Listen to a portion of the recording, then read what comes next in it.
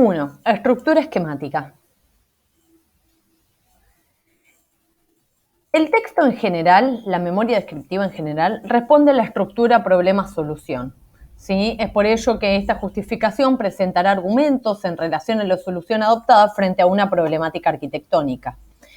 Para que el propósito de esta justificación se cumpla, deben cumplirse ciertas etapas y o fases. Presentar la hipótesis que sostiene las decisiones tomadas en el proyecto, argumentar a favor de ellas y finalmente reforzar la tesis. He aquí un ejemplo dado por la compañera que una de las compañías que realizó la memoria descriptiva, y esta es la estructura esquemática que sigue el ejemplar que vamos a analizar. En primer lugar, vamos a observar la presentación del contexto y referencias. ¿Sí? Vamos a ver si realmente pusimos el contenido pertinente a esta etapa, como bien acá se anuncia. Recuerden, por favor, después quitar el subtítulo. En la presentación del contexto y referencias deberían figurar los datos de la ubicación del proyecto y la integración al contexto. También referencias contextuales, por ejemplo, como la historia. Y por último, se podría adelantar el objetivo del proyecto. Esto se presenta en el texto realizado por la compañera. Bien, ahora bien, que ya vimos lo anterior, ¿el contenido de cada etapa se presenta de manera pertinente, completa y ordenada?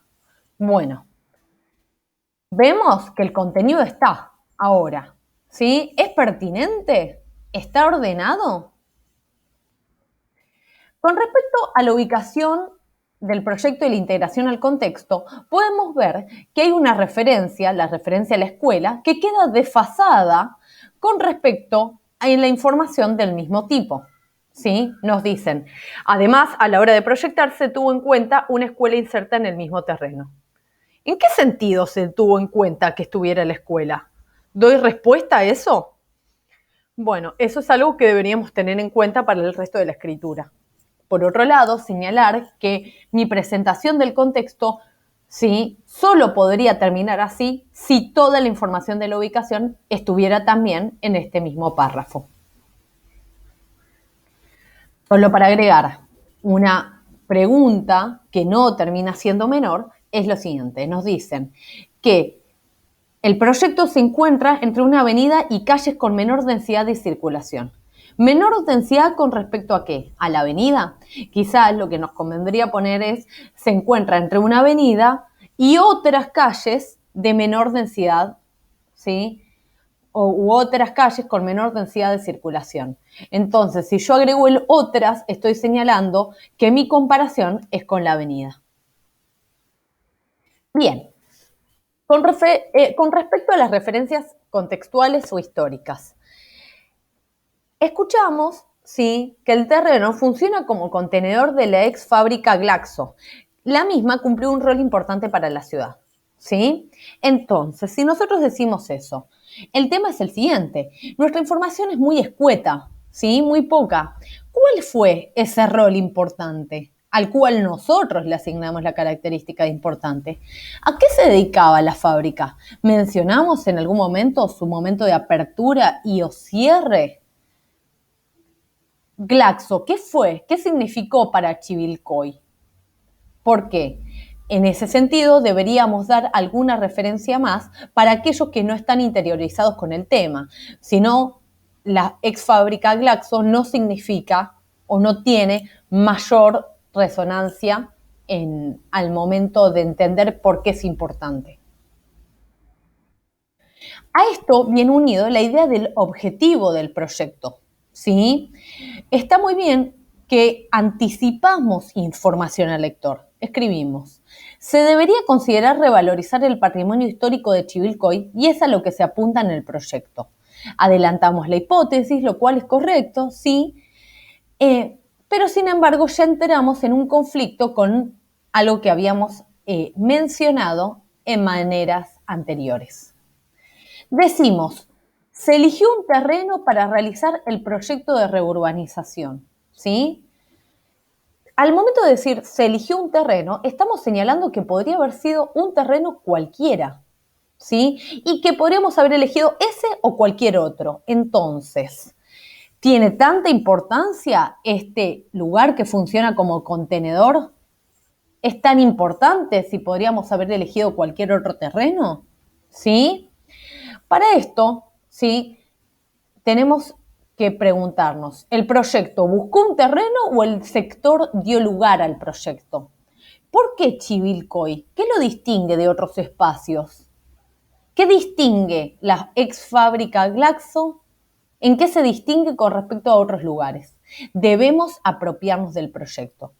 Recordemos también que acá mencionamos que es el proyecto de reurbanización del sector y él produce conflicto porque no todo el mundo está enterado, ¿sí?, de que hay un proyecto. Podríamos señalar, realizar un proyecto, ¿sí? Bien, sigamos. Entonces, podemos ver con anterioridad, así como vamos a ver ahora, que el contenido está. Quizás lo que nos falta es ordenarlo y completarlo un poco en algunos aspectos. Llegamos a la presentación de la tesis, ¿sí? Nuevamente les voy a pedir que por favor los subtítulos los saquen, que están muy bien como guía, pero después tienen que desaparecer. Y vamos a llegar a esta etapa que es crucial, la presentación de la hipótesis. Nos dicen, la decisión principal fue reutilizar toda su estructura para incorporar nuevas funciones programáticas que revaloricen el sector. Entonces, vemos que hay argumentos que tienen que sostener esta tesis y que están dentro de esta misma etapa. En este sentido, nosotros ahora los vamos a quitar y nos vamos a quedar solo con el primer párrafo. Como bien se menciona en la presentación de referencias y contextos, el objetivo es revalorizar la fábrica y el sector urbano elegido.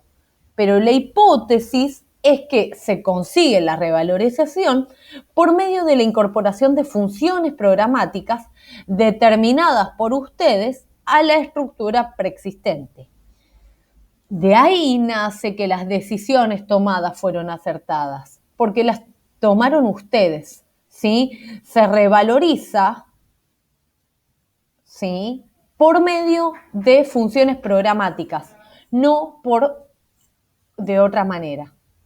Por ello, la justificarán y les otorgarán una valoración positiva en el texto. Ustedes podrán ver que esta etapa presenta información de manera ordenada, se retoma la problemática arquitectónica, su punto de partida, se señala la hipótesis, se describe la solución arquitectónica y se argumenta a favor de la decisión tomada. Es decir, está ordenada la información. Ahora bien, vamos a ser un poquito más puntillosos y observar algunas cuestiones. ¿Sí? Nos dicen, la forma de operar en la fábrica, que en la actualidad se encuentra en estado obsoleto, fue tomar decisiones sobre las acciones a llevar a cabo en la construcción preexistente. ¿Sí? Entonces, la forma de operar ¿de quién? De ustedes. ¿Sí? Recuerden esto porque al momento de utilizar voces pasivas, ¿sí?,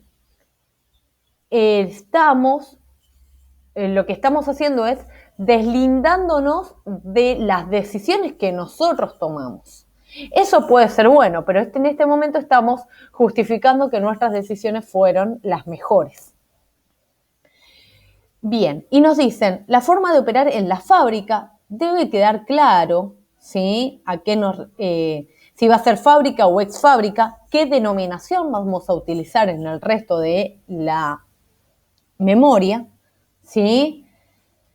Y acá cuando justamente volvemos a mencionar el tema del sector, ¿sí?, debe quedar claro sobre dónde se trabajará, sobre la fábrica o sobre el sector que contiene la fábrica. Bárbaro, ya respondimos esto. Debemos recordar mantener el lugar de estos participantes. Somos nosotros quienes tomamos decisiones. Entonces, no se deslinden de esa responsabilidad. una cosita más que me gustaría señalar. Dicen ustedes fue tomar decisiones sobre las acciones a llevar a cabo con la construcción preexistente. ¿Sí? O sea que tomamos decisiones sobre acciones que todavía no se llevaron a cabo. ¿Sí? Se vuelve sumamente extenso.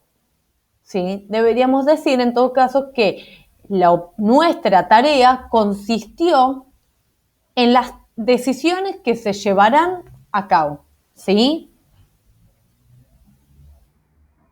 Bien. Por último, nos queda, por lo menos en este momento, ¿sí? Y que ya empieza a perder quizás un poquito más de claridad del texto, que es la etapa de la argumentación. Yo acá lo agrego porque no se escribió con anterioridad. ¿Sí? En la etapa de argumentación, nosotros tenemos que mantener una estructura de problema-solución. O por lo menos esto es lo que nos plantean acá en este ejemplar. ¿Sí? Como se planteó anteriormente, nos dicen el estado del terreno elegido y la fábrica se encuentran en un estado de abandono absoluto. Quizás habría que decir, bueno, ¿a qué nos referimos con esto que es absoluto? Se tomó como iniciativa e idea rectora la refuncionalización de este sector en desuso. Esto está muy bien porque volvemos a traer la problemática y la hipótesis sobre la que nosotros trabajamos, ¿sí? Y acá empezamos a dar los argumentos, ¿sí? Los argumentos que van a permitir que este sector se revalorice, ¿sí? Los argumentos serían el uso de espacios verdes comunicantes y la interacción entre lo público y lo privado. Otro de los argumentos ofrecidos tienen que ver, ¿sí?, con las nuevas inserciones volumétricas. Las nuevas funciones programáticas fueron generadas a partir de recortes que ayudaron a establecer la relación entre diferentes grupos etarios. ¿Sí? Estas funciones programáticas son las que revalorizan el sector, no los recortes. ¿Sí? Entonces, nos dice el texto, y es lo que me gustaría hacer foco. El conjunto cuenta con nuevas inserciones volumétricas, las cuales fueron trabajadas en base a recortes estudiados en una etapa previa al proyecto. ¿Sí? Estos recortes se los puede diferenciar como huella, espacio, borde. Recordemos que nosotros estamos frente a una memoria descriptiva.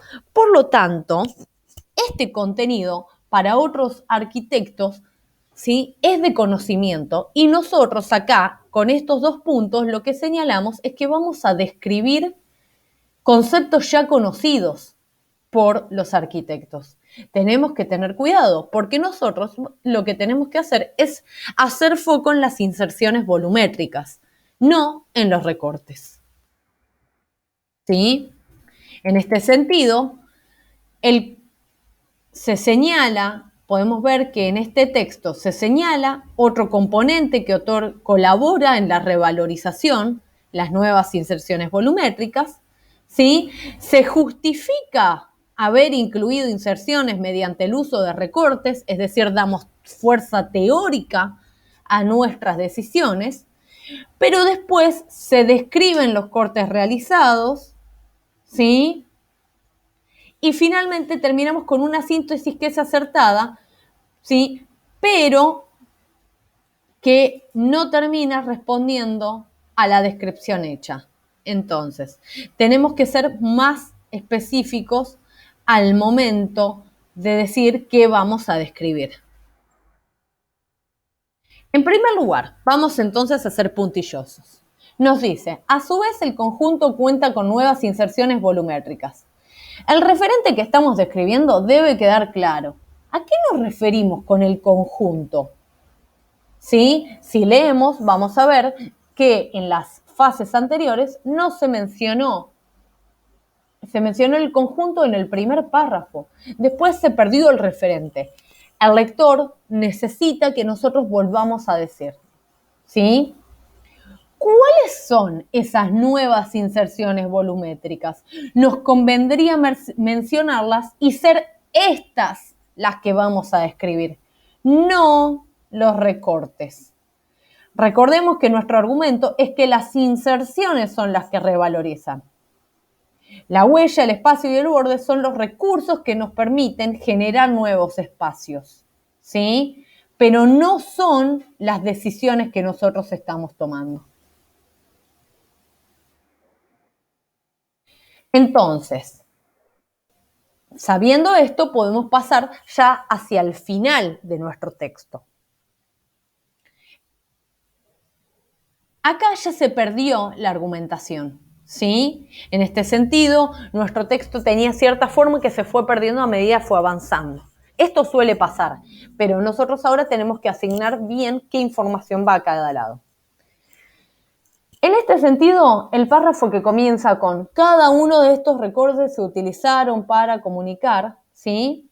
Este podría ser el refuerzo de la tesis y la conclusión de la memoria descriptiva. En vez de poner cada uno de estos recortes, podríamos decir cada una, ¿sí?, de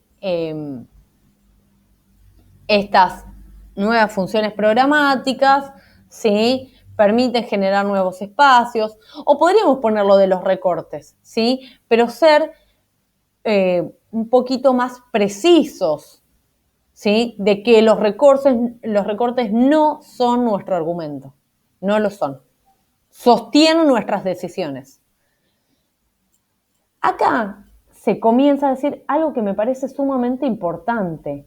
En este párrafo se da cuenta de lo que yo venía mencionando.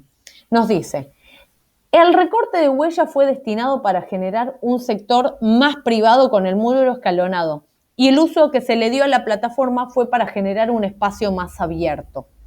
¿Sí? Entonces, no generar el sector privado, ¿no?, y otro uso a la plataforma son las decisiones tomadas en base al recorte de la huella, pero es lo único que me lo justifica. A mí lo que me importa es esto, no la huella, ¿se entiende?